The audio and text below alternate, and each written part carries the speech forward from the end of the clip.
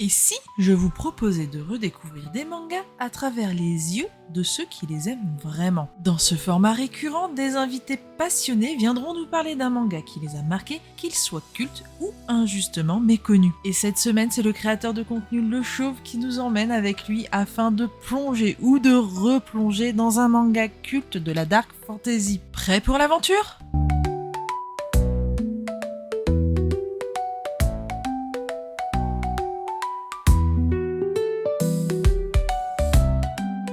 Chers auditeurs, chères auditrices, bienvenue sur Manga Insight. On se retrouve aujourd'hui en compagnie d'un créateur de contenu que vous connaissez peut-être pour parler d'un manga qui est en fait aussi vieux que moi. Aujourd'hui, je suis en compagnie du Chauve, que vous connaissez peut-être si vous êtes sur TikTok, créateur de contenu spécialisé sur Berserk et suivi par plus de 60 000 personnes. Le Chauve, bienvenue. Merci beaucoup pour l'invitation. Merci beaucoup. Je suis très content de participer à ce podcast. Surtout, qui plus est, sur Berserk. Donc Et forcément, je oui, suis, on va dire, très content 2 fois plus. Et, mais euh, tu et m'étonnes. puis, euh, et puis voilà, j'ai rien d'autre à dire. Tu m'as bien introduit, hein. Car oui, aujourd'hui, si vous ne l'aviez pas encore compris, nous allons parler de ce monument du manga, de ce monument même de la littérature, si je puis dire, qu'est Berserk. Il faut déjà savoir que, pour ceux qui ne le sauraient pas, Berserk va fêter cette année ses 36 ans, puisque le premier chapitre est sorti le 1er octobre 1989. Depuis la mort de Kentaro Miura en 2022, c'est son meilleur ami de mémoire qui a repris le travail, Kojimori, en compagnie du studio Gaga, le studio créé par Kentaro Miura. Et Exactement. donc aujourd'hui, avec le Chauve, nous allons un petit peu nous intéresser à ce titre que beaucoup de lecteurs peuvent rechigner à découvrir pour plusieurs raisons. Et c'est justement là qu'on va essayer de gratter un petit peu pour vous donner des raisons, pour vous expliquer pourquoi ça peut être important de lire Berserk et surtout à qui ça s'adresse et dans quelles conditions il vaut mieux le lire. Mhm. Alors, le Chauve, aujourd'hui, peux-tu nous présenter concrètement Berserk? Même si moi je le connais, peut-être que toi tu le présenteras différemment à nos auditeurs. De quoi ça parle et pourquoi c'est important de le lire. Pourquoi c'est important de le lire? Déjà, je vais l'introduire, en tout cas de mon point de vue, hein. Ce serait on va dire une représentation de ce que moi j'ai compris de l'œuvre, hein. C'est pas Bien sûr. le synopsis qu'on va lire, voilà, on sait tous que c'est un manga de dark fantasy, hein, dans Mmh. dark fantasy et médiéval, euh, qui, euh, qui met, on va dire, entre guillemets, un guerrier qui est animé par la vengeance Mmh. et qui se bat avec une grosse épée. Ça, c'est vraiment le synopsis classique, hein. Oui, c'est vrai. Maintenant, de quoi parle Berserk? Berserk, c'est une œuvre, pour moi, qui va introduire plusieurs sujets au cours de la narration que Kentaro Miura a mis en place. Des sujets qui vont parler de destin, Mmh. de la recherche de soi, de souffrance, de lutte, de survie, parfois même de la condition de la femme dans une société totalement patriarcale. On le Mmh. voit à travers le personnage qui est Casca. Euh, elle parle aussi d'ambition, de la question de l'homme qui veut devenir Dieu à travers le personnage de Griffith. Plein d'autres sous-intrigues qui peuvent être très intéressants à explorer en tant que lecteur. Mais pour répondre à la deuxième question qui est à qui ça s'adresse, Surtout si j'ai bien pourquoi le compris, lire? pourquoi le lire? Pourquoi le lire? En vrai, c'est une question un peu compliquée à mon sens. Pourquoi le lire? Pour moi, je pourrais dire c'est juste que c'est un monument de la dark fantasy, Mmh. sachant que l'auteur on va dire, il s'est inspiré beaucoup de tout ce qui est Lovecraft, de pas mal d'œuvres littéraires qui s'inscrivent dans de la fantasy, on va dire, très sombre de ce genre. Et c'est Et surtout que je crois que Kentaro Miura voulait que ce soit le plus réaliste possible par rapport aux informations qu'on avait sur l'époque qu'il a cherché à représenter. En effet, parce que justement, il existe une interview où lui-même disait, dans la conception de l'œuvre, comment il en arrivait à là, à justement traiter des sujets Mmh. tellement sombres et tellement durs à lire des fois, c'est parce qu'en fait, ça représente la réalité. En fait, la phrase «Berserk, c'est la vie», c'est pas un euphémisme, c'est pas, Mmh. une surexagération.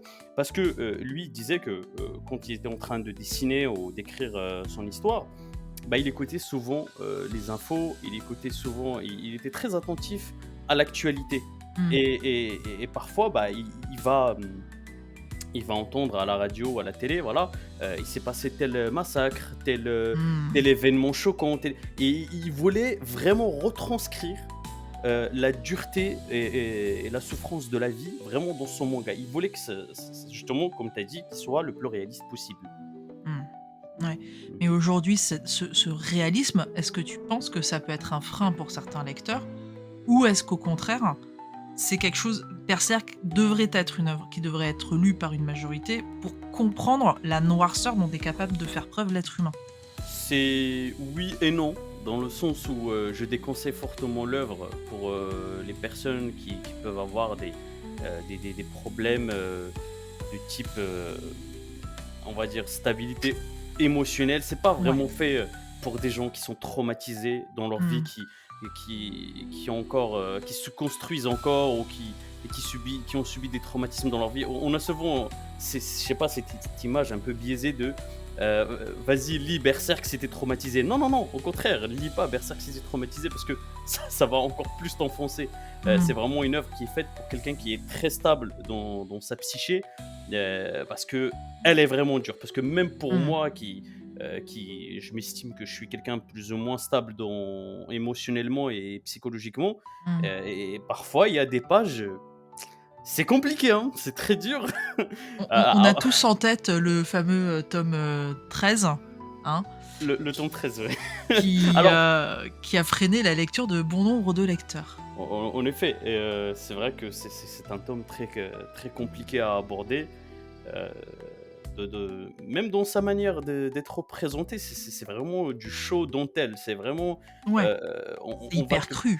c'est cru, il y a très peu de cases de dialogue et tu plongé dedans, heu, je vais pas dire subitement, mais c'est plus parce qu'on sait qu'on est dans un contexte où tout le monde se fait massacrer, et Mmh. voilà, mais c'est plus dans la manière où la violence, elle arrive d'une manière tellement soudaine que Tu pas le toi-même temps de te préparer. non, tu te prépares pas et tu ne comprends absolument pas d'où Mmh. ça vient, au point où c'est nous-mêmes, on a l'impression de subir cette violence. C'est abusé. Mais pour le coup, sur ce Mmh. tome-là, moi Mmh. j'appliquerais, tu sais, le dicton qui dit que plus tu regardes dans l'abysse et plus l'abysse Mmh. va voir en toi. Exactement, exactement, ouais, Tu vois ce que je veux dire? Parce que mmh Berserk, pour moi, au-delà de représenter le côté sombre de l'humanité, mh. c'est pire que ça. C'est que t'as le côté sombre et t'as les abysses. Et Berserk, pour moi, c'est ce truc-là qui va te forcer à regarder les abysses de ta propre personne, mais également de ton espèce. C'est une question très intéressante, c'est même un sujet très pertinent. Heu, le fait de reconnaître notre côté crade, notre côté sombre et sale, heu et l'accepter, c'est une chose, hein. C'est une chose Mmh. qui est très compliquée, et justement, le cas de ce tome 13 et pourquoi il est la question qu'il faut se poser, c'est pourquoi c'est aussi violent? Pourquoi heu, c'est aussi choquant? Mmh. Alors évidemment, ça ne vient pas que du côté, traîtrise, du fait que les membres ont été sacrifiés, hein, les membres de la bande du Faucon, mais ça vient principalement, de l'acte abominable que Griffith Mmh. a eu sur, Casca, Mmh. et c'est limite pervers dans la façon où ça a été, retranscrit. C'est là où je trouve que Miura est un génie parce que, heu, la représentation de cet acte est limite ce qu'on pourrait qualifier de pornographique, Ah oui, complètement. et c'est limite, l'auteur est en train de nous dire: «Vous voyez ce qui se passe? Eh ben, regardez-le bien comment il se passe. Ne Mmh. détournez surtout pas le regard parce que la haine de ce personnage, elle vient pas que d'un simple que d'une simple, pardon, évocation d'un fait grave, Mmh. ça vient aussi d'une observation totale de quelque chose que en fait, au fond de nous, on sait que c'est mauvais, mais vas-y, on a envie de voir. Mmh. Cette C'est le espèce de voyeurisme. ouais, c'est un voyeurisme, c'est une curiosité morbide et Mm. d'après, certains commentaires que même moi, ils m'ont un peu dérouté, Mm. certaines personnes qui ont lu cette œuvre, lorsque j'ai évoqué dans mes vidéos ce passage, ils m'ont fait part, dans les commentaires, hein, alors c'est rare, hein, faut surtout pas généraliser toute la Non, non, communauté bien sûr, berserk bien à sûr. propos de ça, c'est très rare. Une certaine excitation vis-à-vis de ce genre de truc et moi ça me choque profondément. Mais il y a un avis assez, controversé qui tourne dans la communauté berserk, comme quoi Casca aurait, apprécié ce moment, qui est juste abominable, hein. Faut vraiment être tordu pour, l'accepter et en fait, c'est là où Berserk est très puissant parce que ça met en lumière le côté sombre de certaines personnes, Ah juste oui, avec l'existence de cette scène. juste avec une scène, ouais.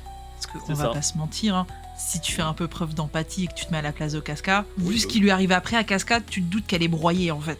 Qu'elle est ravagée de l'intérieur et que, au Mmh. sens figuré du terme, j'entends, qu'elle est ravagée et qu'elle elle peut pas se reconstruire, quoi. Ah mais totalement, totalement. De toute façon, dans cette scène, tout, absolument tout, prouve que Casca n'était pas C'est une d'accord, n'était pas offrande. consentante, ne prenait aucun plaisir à ce moment-là et surtout j'ai plus l'impression que c'est, la volonté de certaines personnes, heu, qui est projetée sur cette scène. J'ai plus l'impression c'est Mm. ça. On essaie de, justifier, quelque L'injustifiable. chose, voilà, l'injustifiable. Heu, Ça peut aussi venir du fait que la scène est puissante et très violente aussi, c'est probable. Ah oui, ça, il y a des chances. Mais c'est quand même fou aujourd'hui que les lecteurs sur ce type d'œuvre n'arrivent pas à faire preuve de recul ou d'esprit critique mais qu'ils se sentent presque obligés de projeter leurs propres attentes. Alors que moi je me dis mais Miura quand il a écrit ce passage, je me demande sincèrement dans quel état d'esprit il était à ce moment-là parce que même lui ça a dû le tordre en fait quelque part. Je pense que c'est Kentaro Miura, il a proposé évidemment une œuvre avec une vision, assez masculine et il a dit lui-même, lors de certaines de ses interviews, il voulait créer un personnage torturé et qui se sont rabaissés, humiliés. Il faut quelque chose qui va venir justifier à quel point il est enragé. Parce Mm. que c'est ça qu'il voulait, dépeindre. Il voulait dépeindre une violence, qui émane d'un homme, blessé au plus profond de lui. Bien sûr que dans cette scène, la première personne, qui a été blessée, humiliée, c'est évidemment Casca, il faut toujours le Bien rappeler. sûr. Voilà, Guts, aussi il a été blessé forcément, mais la première personne c'est bien Casca. Maintenant, heu, je pense que comme j'ai dit tout à l'heure, voilà, il vient montrer une vision de l'homme et ce genre de choses, faut se le dire, c'est quelque chose de très tabou. Le fait de, venir humilier quelqu'un à travers, un acte odieux sur, sa partenaire, voilà, et cetera et c'est pour ça que ça a touché beaucoup de monde. Surtout Mm. beaucoup de mecs, en réalité. Surtout beaucoup de mecs. Ça les touche parce qu'ils se mettent à la place de Guts Mm.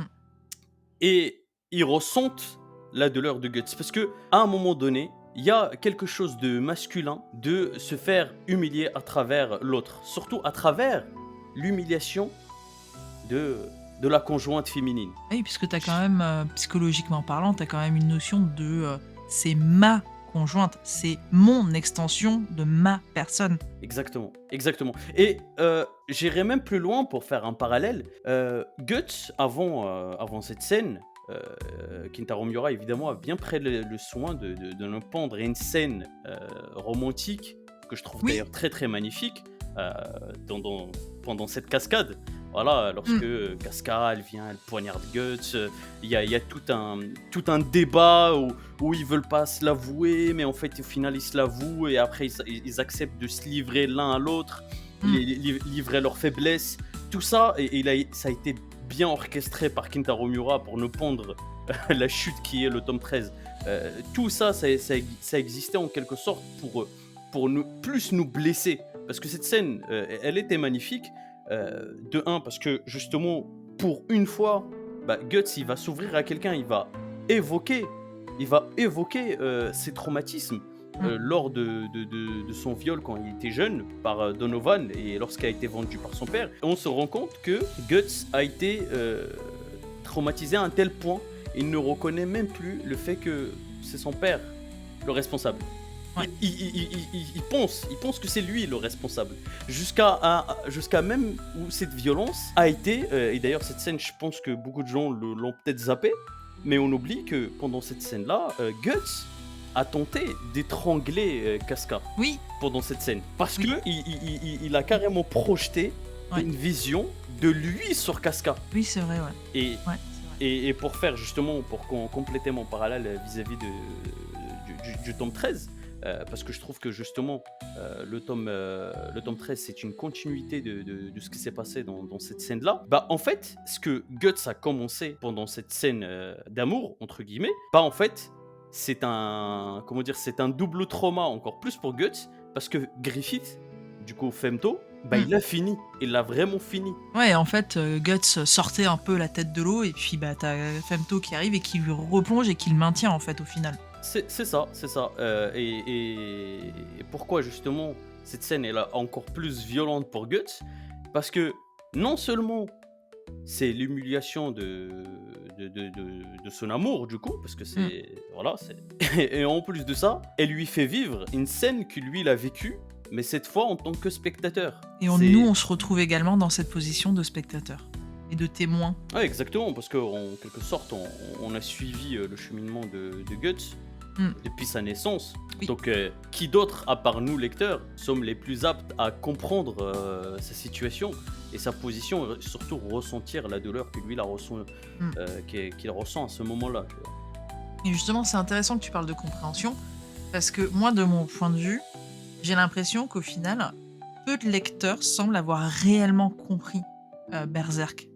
Toi, qu'est-ce que t'en penses? Bah, oui, il est vrai dans un certain sens parce que je pense qu'il y a plusieurs facteurs. Le premier facteur, c'est que c'est un manga qui a duré beaucoup sur le temps. Hein. C'est vraiment, on a des chapitres qui sortent tous les 3 4 mois. C'est vraiment compliqué, on va dire, de se rappeler de certains éléments alors que tu les as lus il y a 10 ans.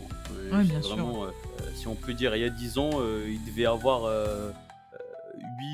8-9 tomes d'écart de Ouais. ce qu'on a lu la dernière fois, donc c'est un peu compliqué. Il y a aussi le cas de l'adaptation animée qui a adapté, je veux dire, les grosses majeures adaptations animées, les plus reconnues ont adapté l'âge d'or. Et la dernière qu'on a eue, c'est un truc pas très terrible en 3D. Et en Ouais, plus de j'en ai ça, entendu parler, ouais. et en plus de ça, c'est pas très très fidèle. Déjà que les premières adaptations, ils étaient pas trop fidèles, alors celle-ci c'est encore pire. D'accord. Et autre facteur, pour moi, hein, franchement, j'estime pas être plus intelligent qui que ce Non, soit. non, bien sûr. Mais pour moi, j'ai lu 3 fois Berserk avant d'avoir un semblant de réflexion pertinente. Parce que l'œuvre, c'est vraiment quelque chose qu'il faut relire plusieurs fois pour avoir une vision globale. On peut pas juste lire Berserk une fois et ça y est, on a compris. Il y a toujours des petits détails qui peuvent donner un écho à d'autres détails dans le futur que quand on lit en revenant, on va dire, sur notre lecture, on se dit, ah, en fait, cette scène, elle prend beaucoup plus de sens maintenant que j'ai ces éléments-là, en fait. Et puis il y a peut-être l'âge aussi du lectorat qui fait que t'as peut-être pas la maturité pour tout comprendre non plus. En effet, la maturité, le recul sur certaines scènes aussi, parce qu'en effet, Berserk, il y a énormément de scènes qui peuvent choquer, qui sont dures à lire. Donc si déjà on est submergé par plusieurs émotions, on aura peut-être tendance à oublier certains détails. Donc oui, après l'âge, en effet, moi personnellement, à travers mes vidéos ou même parfois lors des lives, j'ai souvent des petits de 15 ans, 14 ans qui viennent me voir, ou même 13 ans parfois. Et est-ce que je peux lire Berserk? Bah, je leur dis catégoriquement non. Ouais. Attends de grandir un peu. Et justement, je vais en venir à l'âge plus ou moins où j'estime où le manga peut être, on va dire, peut être lu. Moi, j'estime que c'est 16 ans. J'estime que c'est 16 ans parce que déjà le seinen au Japon est catégorisé comme ça. D'accord. D'autres vont dire 18 ans. Je peux être d'accord avec ça, mais on va dire dans une marge de possible. Je peux dire à partir de 16 ans, c'est possible. Mais Ouais, avant ça, selon la maturité émotionnelle, quoi. en effet, parce que, j'ai envie de te dire, même à 20 ans, si tu pas assez de maturité émotionnelle, inutile Ouais. de le lire, hein, voilà. Ouais, ouais, tu comprendras pas le truc, quoi. Ou Oui, tu voilà, comprendras pas le truc, ou tu vas projeter des penchants qui sont, comme tu le disais tout à l'heure avec, la fameuse scène dont Griffith, fin de Femto avec Casca. Tu pas cette maturité-là, cet esprit critique, cette prise de recul.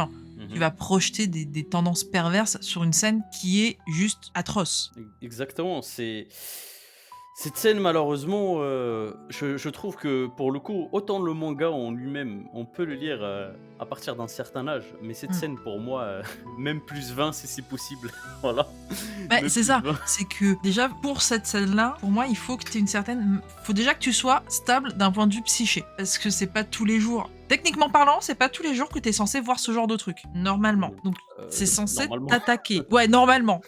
Donc c'est censé quand même provoquer un certain choc chez le lecteur. Ah bah oui. Voilà, la problématique qui se pose aujourd'hui, c'est que au-delà du choc de la scène, de la violence de la scène, c'est que on a une espèce de décrédibilisation autour de l'acte en lui-même de cette scène-là, qui fait que beaucoup de personnes ont tendance à la romantiser. Ouf. Ouais, je déteste justement ces tendances à vouloir romantiser cette scène parce que Je je suis trouve que totalement c'est d'accord avec toi, mais c'est vrai qu'on a des lecteurs qui vont romantiser ce genre de scène, et c'est une tendance qu'on retrouve dans un autre pan de la littérature, hein, genre la dark dark romance. romance, ouais. C'est un genre qui romantise beaucoup de choses qui sont extrêmes, qui ne devraient pas être romantisées justement. Bah, d'ailleurs, c'est ce qui est assez paradoxal si les gens ils voient cette chose de cette manière parce qu'au final, quand on se penche un peu sur la nature de l'entité qui est Femto, Mm. qui est Griffith en lui-même qui est devenu un Godend, c'est une entité qui n'a plus de ressenti. En fait, elle n'éprouve ni haine ni amour, c'est une entité qui agit, par simple avidité. Donc en fait, inutile de commencer à vouloir introduire des sentiments qui ne sont déjà pas existants, sans Chez le parler de Casca personnage, évidemment, voilà. Mais c'est ça. chez le personnage, il y en a pas, hein, c'est pas une volonté, d'amour ou quoi, hein, Non, je pense que lui Femto, sa volonté, c'est de posséder. ah mais totalement. Il veut posséder l'autre, et pour posséder Griffith, le chemin le plus court qu'il a, c'est de posséder Casca et de la déposséder, elle, de son humanité. Oui, totalement. Après, c'est une scène qui est vraiment, compliquée à interpréter parce que jusqu'à aujourd'hui, on n'a pas assez d'éléments pour pouvoir bon, j'ai sorti une vidéo à son propos où bon, que j'invite les gens à aller regarder sur YouTube, sur Tout à Griffith fait. et sur cette scène. Parce que là-bas, on va retrouver plus de détails sur ce que je pense de cette scène, Bien sur sûr. mon analyse. Mais bon, là, je vais pas l'approfondir, sinon ça va durer longtemps.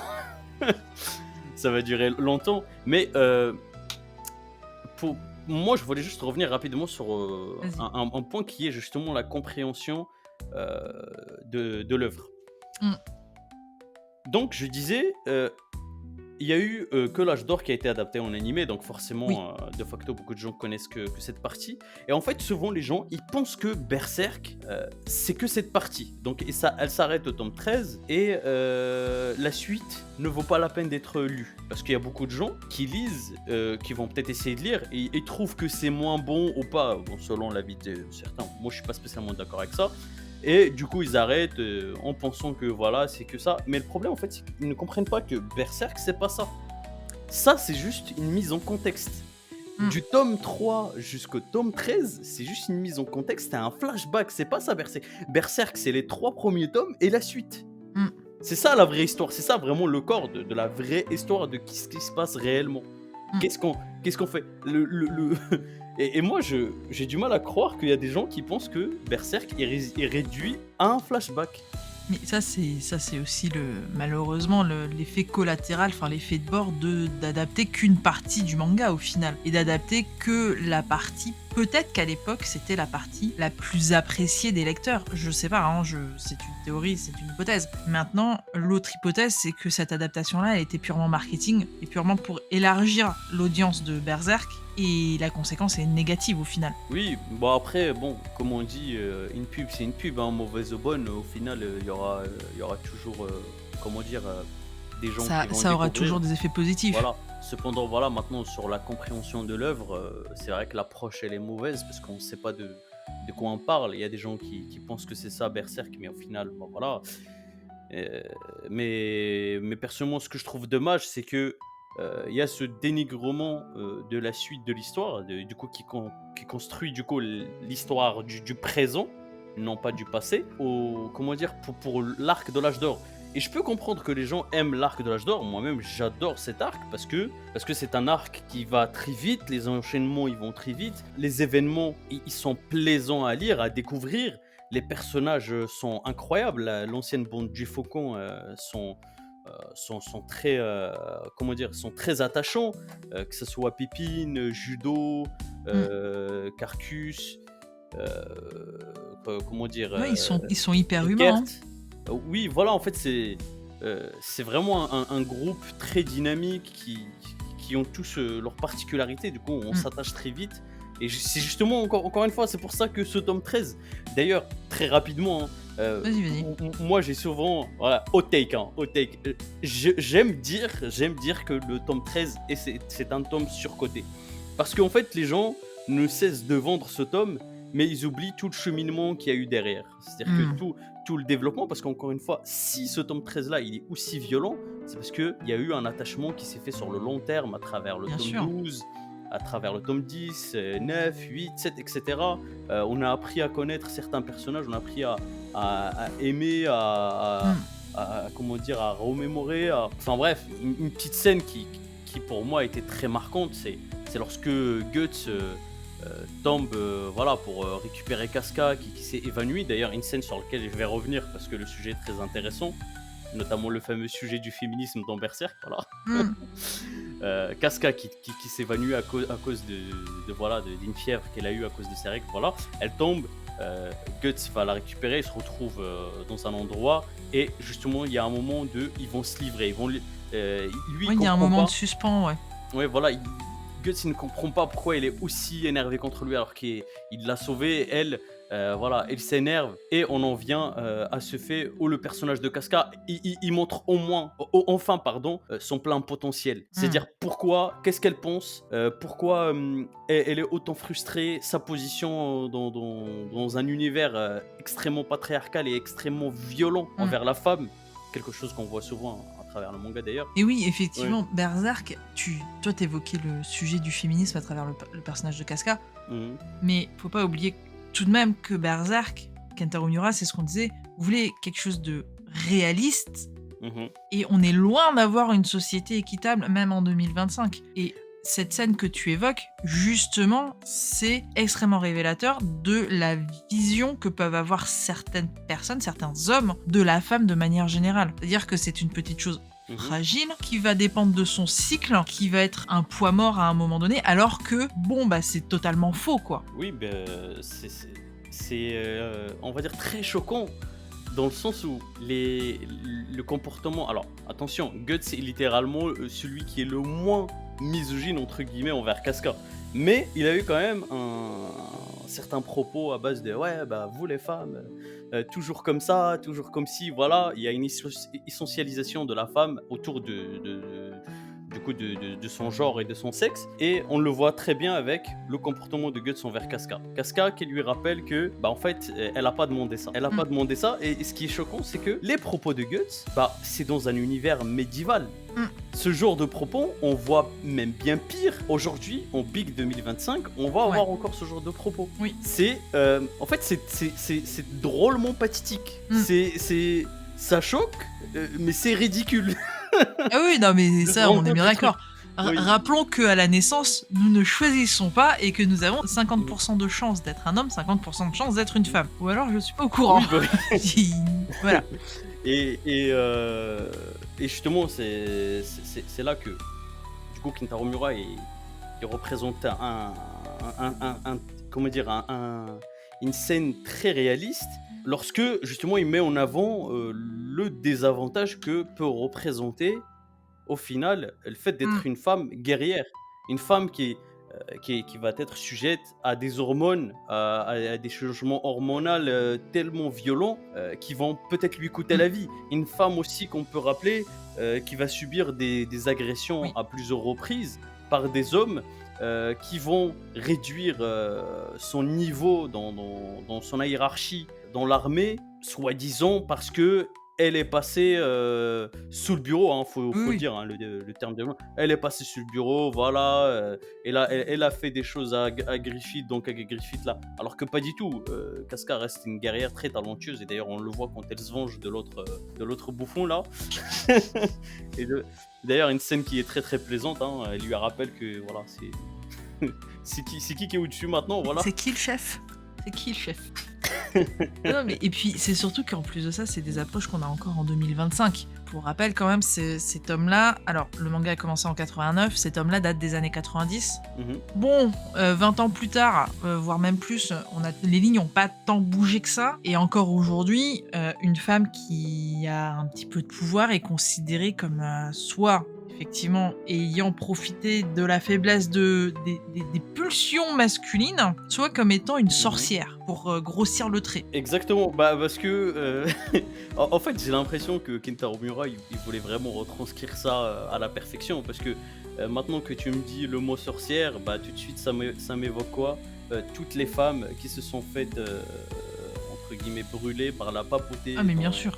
dans Oui. Berserk euh, pour des choses pour de la sorcellerie.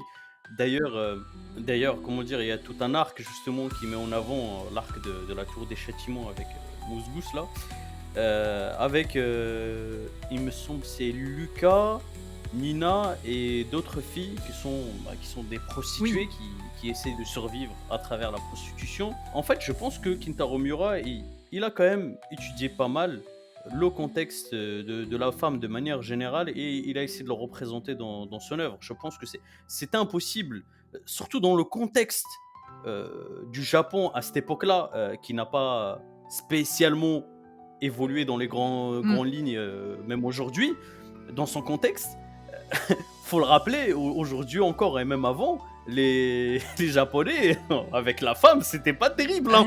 Il y a des scènes parfois dans certains C'est mangas. compliqué parfois, hein. Ça Ah a un peu oui, évolué dans le monde du manga. Maintenant, dans le monde de la vie au quotidien, je ouais. sais pas, mais c'est vrai que par moments, t'as des titres, c'est compliqué. Et encore, dans le monde du manga, on a eu des titres donc, comme Berserk ou comme Dragon Ball qui ont été justement précurseurs de certains changements éditoriaux.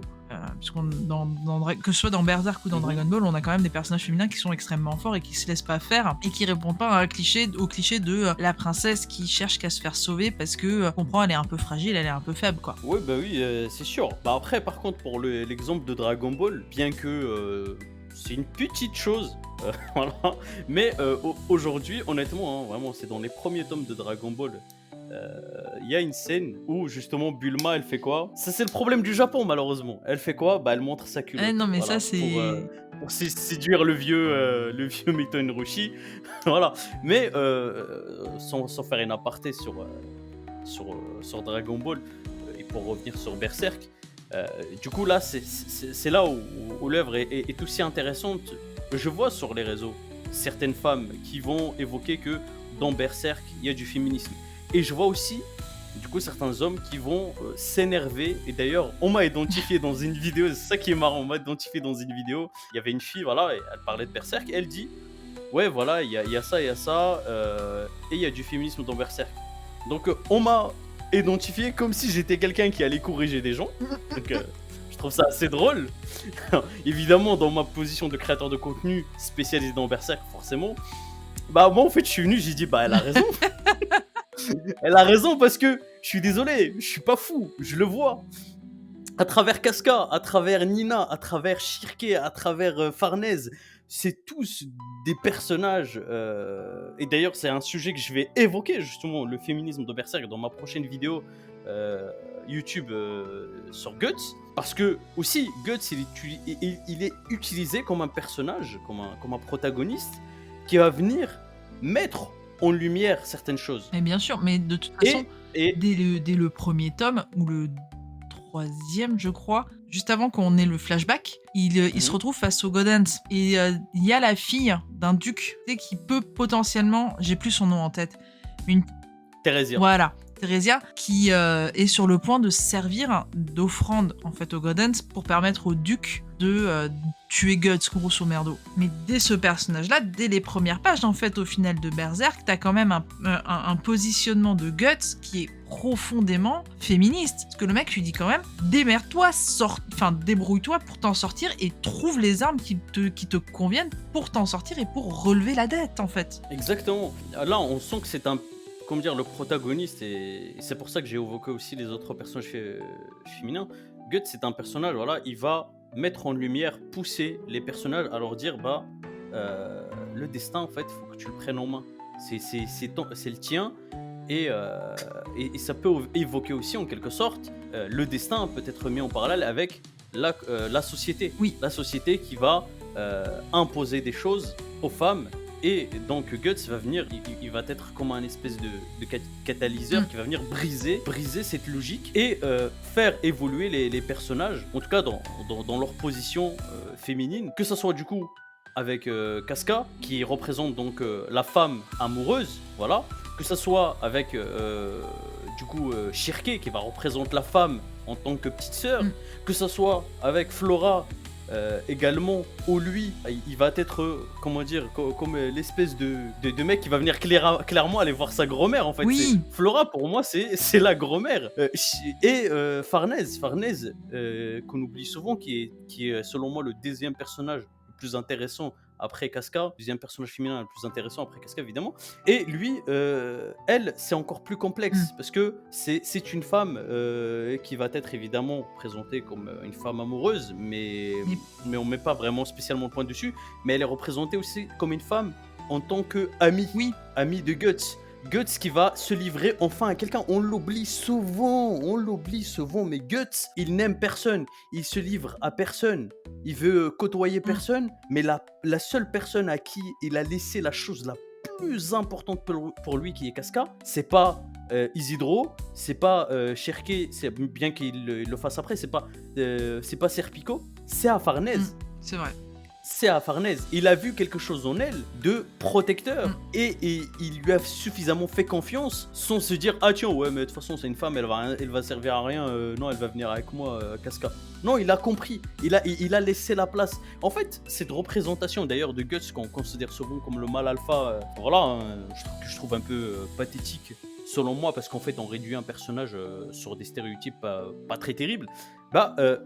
C'est un personnage extrêmement fort, en tout cas par rapport aux autres. C'est un personnage qu'on a l'impression qu'il peut tout faire et n'importe quoi, mais il accepte d'aller voir quelqu'un de plus faible que lui pour lui déléguer la protection de la chose la plus importante pour lui.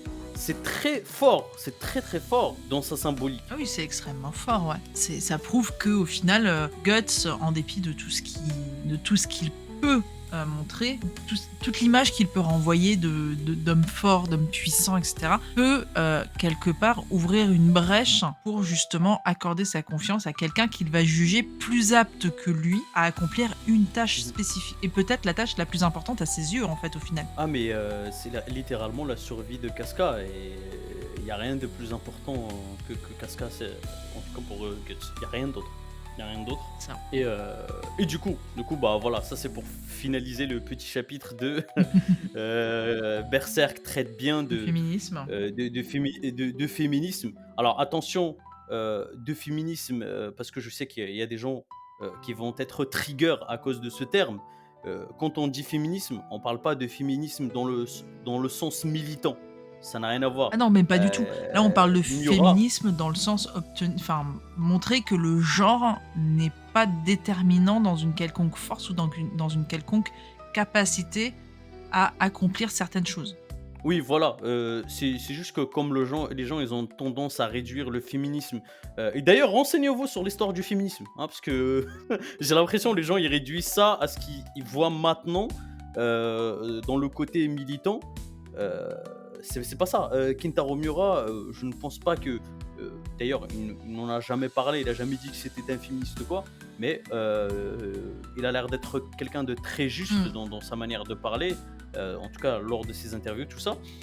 Mais je pense que c'est plus quelqu'un qui l'est de manière, en fait, logique. Ouais, de manière naturelle. Il l'est de manière logique, de manière naturelle. Du coup, dans Berserk, comme je dis, donc c'est pas du militantisme, mais dans le côté symbolique de la chose, dans le côté comme son manga évoque souvent d'injustice, bien sûr qu'il y aura de l'injustice envers la femme. Bien sûr. Bien sûr que ça va être mis en évidence, bien sûr que les violences envers la femme vont être mis en évidence, leur position, que ça soit dans une hiérarchie de classe sociale très basse jusqu'à une hiérarchie, évidemment, la classe sociale basse, on parle de Casca, et donc une hiérarchie de classe sociale riche, donc lui c'est Farnèse qui vient de la famille Vendémion, la famille la plus riche du Midland, et on nous met en valeur toutes ces choses-là, et malheureusement ça serait dommage de dire il n'y a pas de féminisme, et du coup tu t'intéresses pas aux personnages et comment ils sont développés. Jusqu'à aujourd'hui, je vois encore des gens dire que Farnèse est un mauvais personnage, c'est un personnage qui est énervant, c'est un personnage inutile. Bon, après, inutile, toute proportion gardée, mais ça vient du fait que les gens ne s'intéressent pas aussi aux personnages féminins qui nous sont montrés. Puis ça C'est prouve aussi que dommage. les gens se limitent à une lecture de surface sans forcément chercher à aller dans la profondeur du sujet ou du personnage et qu'ils interprètent ce qui les arrange et pas forcément le message dans sa globalité. Oui, c'est pour ça que Berserk, c'est un manga qui a besoin de plusieurs lectures. Déjà, de un, une première lecture où ça va être forcément du surface. Alors, C'est de l'assimilation. oui, alors c'est juste dur. Après, un autre point qui me dérange justement sur ce genre de lecture de surface, les gens ils ont tendance à vouloir vendre. Évidemment, quand je dis les gens, je parle de X personnes. Bien sûr. Je ne généralise pas. Mais il y a des gens qui ont tendance à vendre Berserk, oui, c'est violent, il y a du sang, oui, alors oui, c'est gore.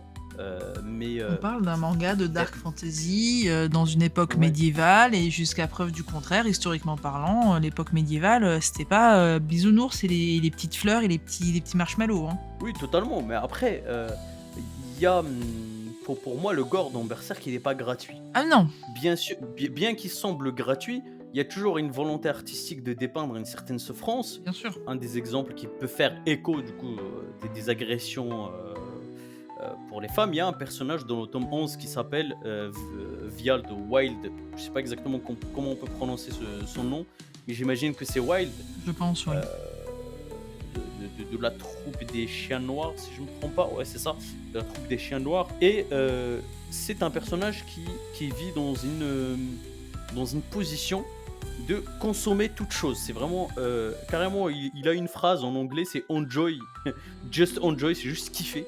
Donc de toute chose, y compris la consommation du corps de la femme à travers les meurtres aussi.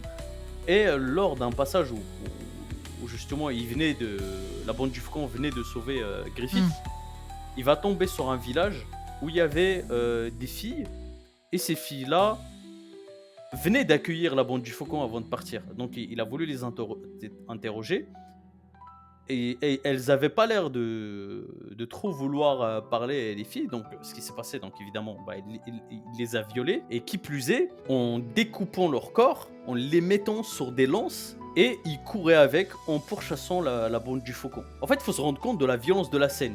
Et cette scène, bien qu'elle soit très violente, elle n'est pas gratuite. Elle est là pour dépeindre la personnalité du personnage de Viald, qui du coup, il représente le corps féminin comme littéralement de la viande. C'est vraiment l'expression, considérer les femmes comme de la viande, c'est clairement ce Ah personnage-là. oui, oui, et puis cette personnalité-là, elle transpire aussi dans son design, parce qu'il a un physique, il a un faciès, ce personnage, qui vraiment... Très primitif. Ouais, il très est extrêmement primitif, t'as pas envie de le Ouais. croiser dans la rue à 22h, quoi. Oui, c'est ça. C'est très intéressant du coup ce que tu soulèves. Le chara design parle beaucoup pour les personnages dans le manga qui est Berserk.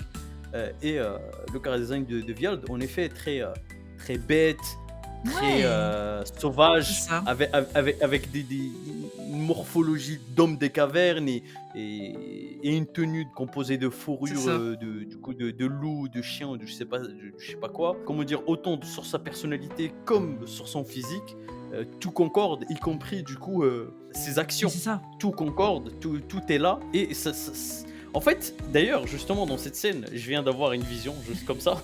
Dans cette scène, finalement, j'ai l'impression que on a la bande du Faucon qui sont en train de fuir, quelque chose de très violent qui leur arrive sur la gueule, mais juste après, arriver à l'éclipse. Et en fait, j'ai l'impression qu'ils étaient en train de fuir un semblant de représentation symbolique de ce que c'est l'éclipse pour arriver à l'éclipse. C'est possible, C'est- ouais, effectivement, ouais. C'est possible C'est une que ce soit une espèce d'amuse-bouche de regarder ce qui vous attend parce que vous allez vivre littéralement l'enfer. Exactement, c'est aussi symbolique dans la vision de... on parle, comme je l'ai dit au départ, on parle d'un manga qui évoque aussi la question de la destinée. C'est aussi, du coup, cette scène vient encore plus appuyer le truc de... Bah, peu importe où tu vas, si tu vas tout droit, bah, tu vas finir en enfer. Si tu t'arrêtes et tu recules, tu vas aussi en enfer. Ça- Donc en fait, au final, t'es coincé. T'as pas le C'est choix. ton destin et peu importe ce que tu fais, donc bah, tu finiras en enfer. Du coup. C'est ça, mais c'est très très vrai. Sur ces bonnes paroles, cher ami, merci beaucoup. Bah, merci à toi. C'était hyper intéressant. Si je devais résumer donc notre échange, Berserk est un manga qui n'est pas totalement compris par les lecteurs pour plusieurs raisons, à savoir un manque peut-être de maturité émotionnelle, de culture, de connaissances sur certains sujets. On parle quand même d'un manga qui va sur ses 40 ans assez rapidement, dans 4 ans, puisqu'il va en avoir 36 cette année. Manga qui est quand même un monument de la dark fantasy, mais également du médium qu'est le manga et de la littérature de manière générale. Cela étant, il reste extrêmement intéressant. Pour avoir parlé de Kentaro Miura, le mangaka d'origine, qui est décédé il y a maintenant 3 ans, on sait que rien n'est dû au hasard dans Berserk.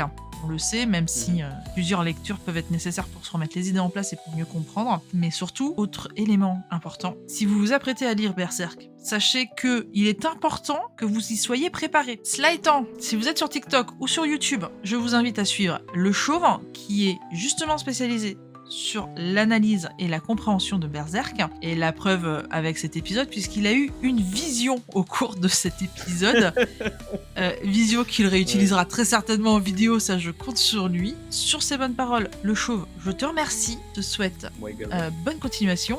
Je te dis à très bientôt, et quant à vous, chers auditeurs et chères auditrices, n'oubliez pas que lire un monument comme peut l'être Berserk peut demander une certaine préparation et surtout une certaine maturité. Et assurez-vous de l'avoir avant d'être dévoré par le manga que vous souhaitiez vous-même dévorer. Et c'est sur ces bonnes paroles que l'épisode d'aujourd'hui se termine. Merci à toutes et à tous de nous avoir écoutés. Si vous avez aimé, n'hésitez pas à vous abonner, à laisser un commentaire ou même à partager autour de vous. On se retrouve très bientôt pour un nouvel épisode. D'ici là, prenez soin de vous et restez curieux.